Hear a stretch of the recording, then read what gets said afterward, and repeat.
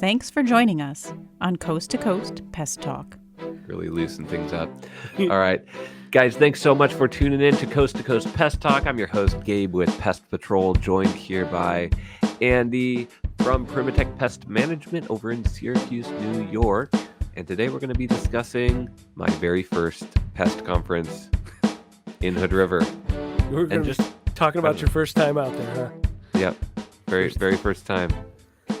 Okay. So tell me about this. What was this? What was going on?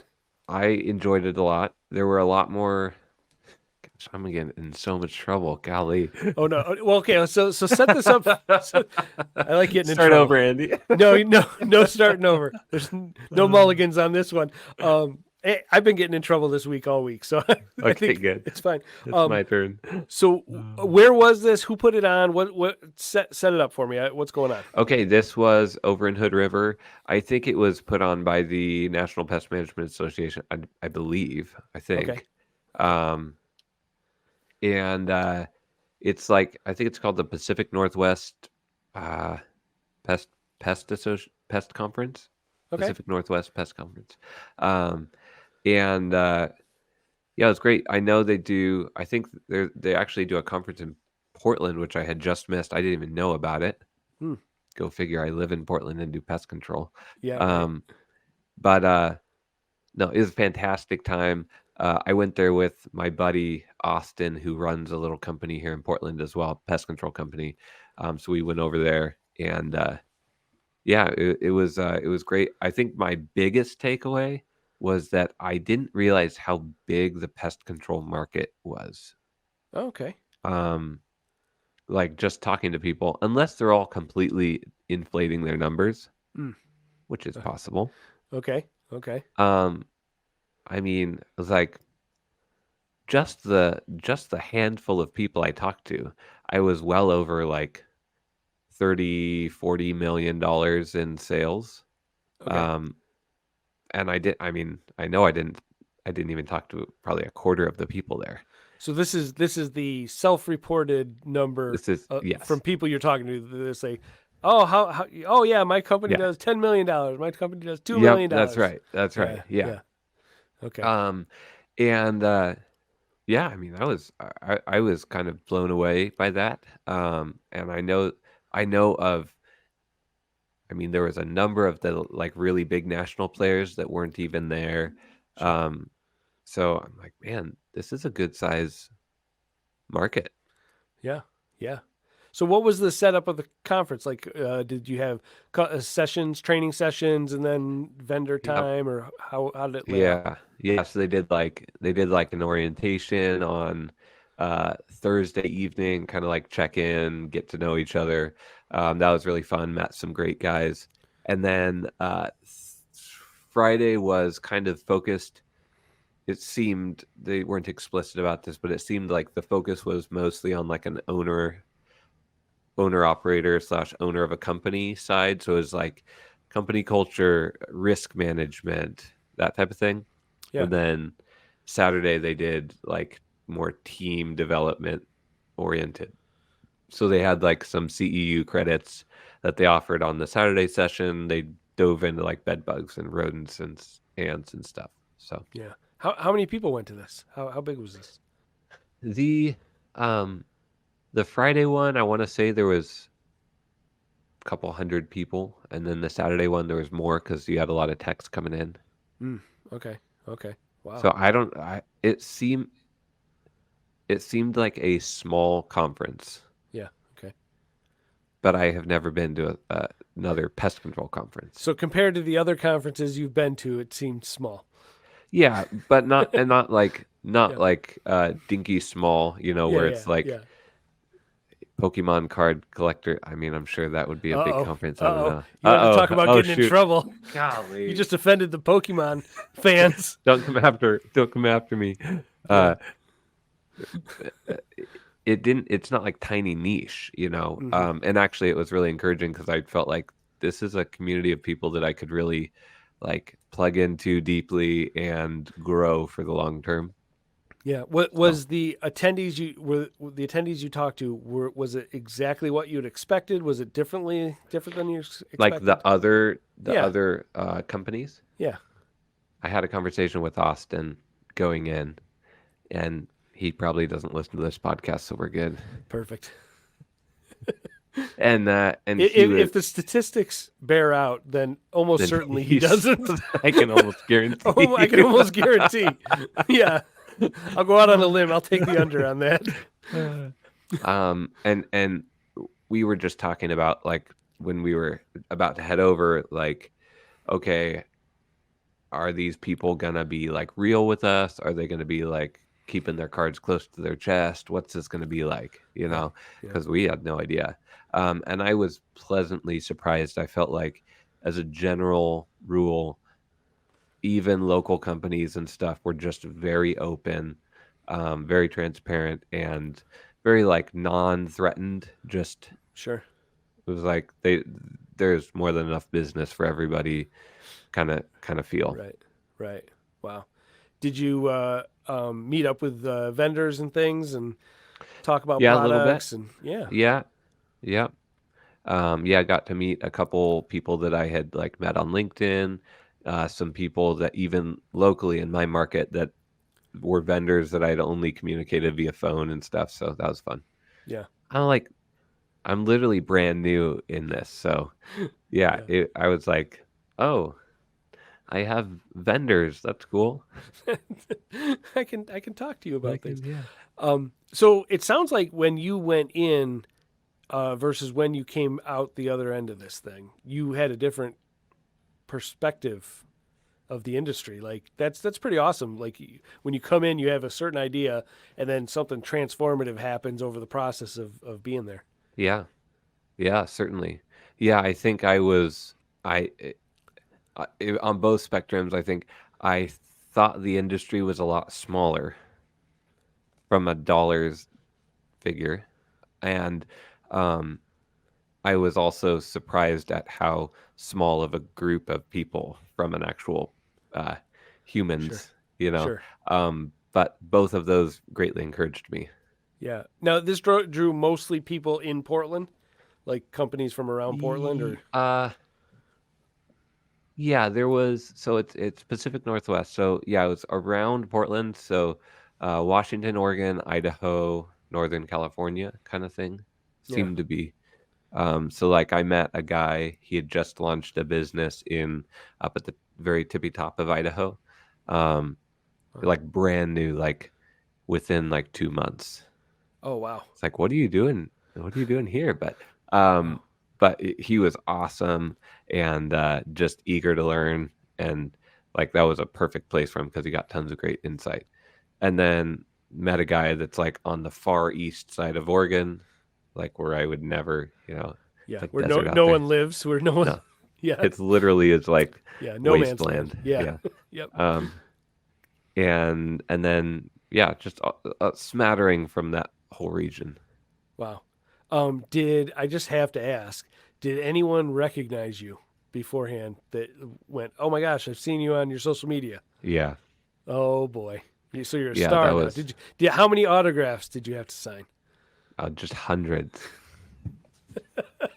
I mean, Perfect. probably 500 or 600. At the 150 person conference, yeah.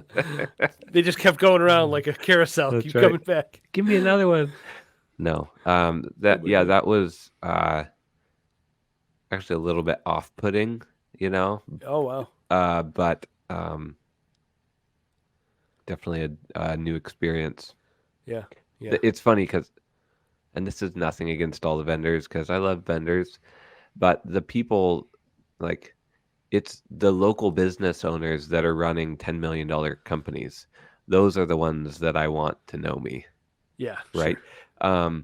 And all those guys are running $10 million They're companies and running don't give a crap businesses. about Yeah. me. Yeah. They don't have time for that And nonsense. and most of them are kind of from that older generation. They're not on LinkedIn, Yeah.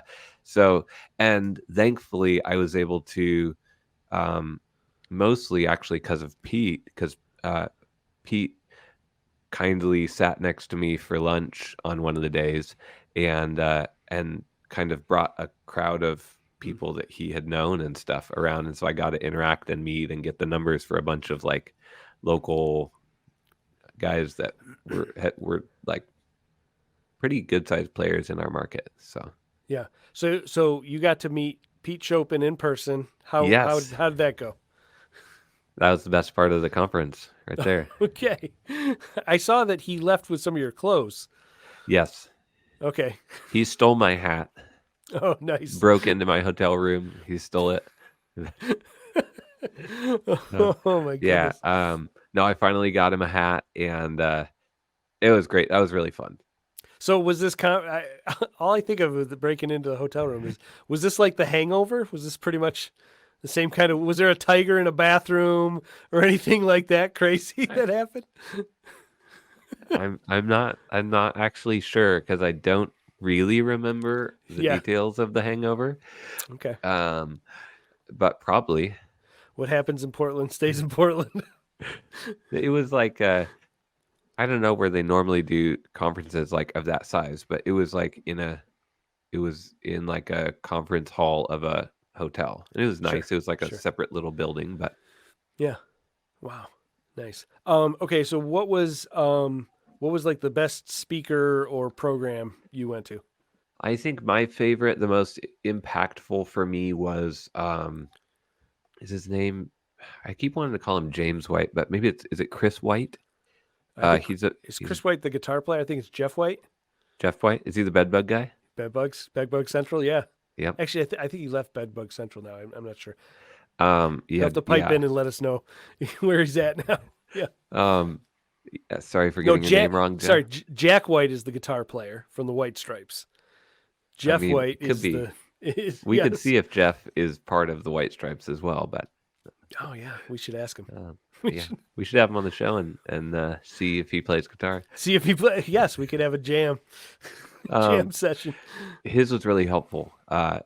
because I use Apprehend a lot now for all my bedbug stuff, and so he helped me kind of through his talk. He helped me build out some additional resources to utilize with that, and Sure.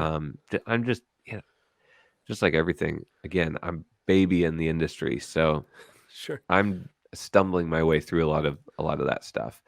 So that was really helpful. And that was on the kind of the more technical day on Saturday. Mm-hmm. And then Pete's was great. He did one on like company culture. But I think my big takeaway was get plugged into the community of people, and I think it's a great industry to grow in. Oh Got yeah, me re-inspired. yeah. So what was the demographic of the typical like business owner there? What do you, like age, gender, Yeah, all that. Yeah, ethnicity? sure. See, how much trouble do you want to get into? Let's keep going. You already offended the Pokemon crowd. Let's just Let's just say none of the Pokemon crowd. No. Okay, most of the people that I knew or met that were running like $5 million plus companies were all over 60. Oh wow. Wow. Save a couple of the newer kind of like door knocker-ish. Sure. There were a couple of those. And then there was just a huge smattering of like kind of my size, just one guy and a tech, one guy and a couple techs, one guy and a Sure. handful. And most of those were 30s, 40s. So Yeah, sure. it was actually a little bit, that one guy from Idaho, he was a pretty young kid. Then yeah, there wasn't a whole lot of like really young, and maybe that's normal in the business owner side. But So there if wasn't a you're whole calling lot of, him a young kid, does that mean he's like 18 years old? Like, yeah, how old are we talking here? I guess, yeah. Oh I my suppose God. you wouldn't have, yeah. All right, fair point. I'm old now, Yeah, Andy. now you're pretty much 30. pretty. So Holly going to the Women in Pest Control conference, she met up with Samantha Forrest from Yes. Corteva. Yes. And so I think we're going to have them kind of do a takeover of the podcast for an episode or two. They're working out time frames of Cool. when to do that. Holly has a whole list of topics they want to talk about, and I told her, like, just do it whenever. I'll just log them in and they can just go for it, and then we can edit it. Is that like we could start a Women in Coast to Coast Pest Talk channel? So do we need a pink alternate logo? Is that I think like, so. is that Definitely. too pandering? A little too pandering. Oh, oh my gosh. No, it'll have to be a female ant in the thing. An alate, right, with wings, a female queen. That's right. Put a nice pretty dress on that ant. Be good to go. Yeah. Let's get as many stereotypes as we can in there. You know, I'm already getting sent to the principal's office. Done. This is it. So we should say this is our last episode as hosts of anything. They're never going to let us go again. Apple's going to deny the upload. YouTube's going to bounce us off. That's right. And before you sign off, what's our follower count up to in the Coast to Coast group? Do you have it? Yeah, it's like 90 or something. No. Really? Yeah. That is so close. I know. So if you're listening to this, go to LinkedIn and follow or sign. What is it, like, become a member of? I think you follow. I don't know. Do you follow it? I don't know. Coast to Coast Pest Talk group. Maybe we should know this stuff. I'm looking. So for people listening and can't see it, Gabe is looking on his phone currently for how to sign in, how to follow or like or subscribe to the Coast to Coast Pest Talk. 90 members. Look at us. Yeah, 90 members. That's amazing. So it doesn't help me because mine says invite. But I assume there's like a follow or ask to join or something. Come and join the group. Get us over 100 members. That's fantastic. Great news. That'd be awesome. Yeah. Very so cool. Now, I was thinking about this. I had the joke, novelty, not serious BCE bracket that I released last week. Yes. Which made some waves. It did. And I'm sorry to everyone that I did not include. And there were many omissions. And there was a very highly structured selection process. And by that, I mean there was no structured selection process. But maybe in the future, maybe if people like this, we do this each year. We'll see. Maybe we can get input from people and pick some people. It was just a fun thing to throw out there. And the winner of the contest. Oh my God. You mentioned a really big prize, right, Andy? Yeah, thanks for that. You were gonna sponsor. No, I edit this after, right? Like, I don't have to put any of this in there. Yeah, we'll ship the winner a Coast to Coast Pest Talk hat. There you go. Oh, 100%. Did you send Pete Chopin one? He was asking for.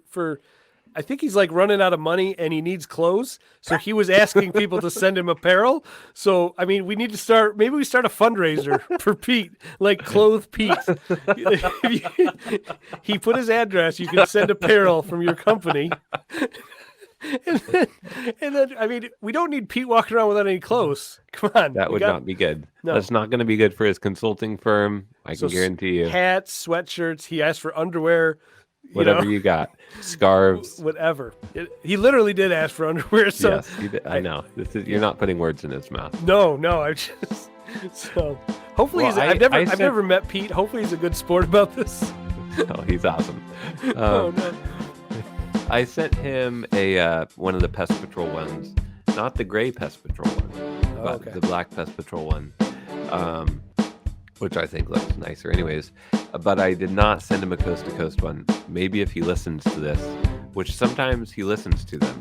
So if he listens, then maybe he can request one, and maybe Andy can pay to have one shipped over there. I can't. Perfect. I don't even have them. How am I going to ship them? You have them. Oh my goodness. No, that's good. All right.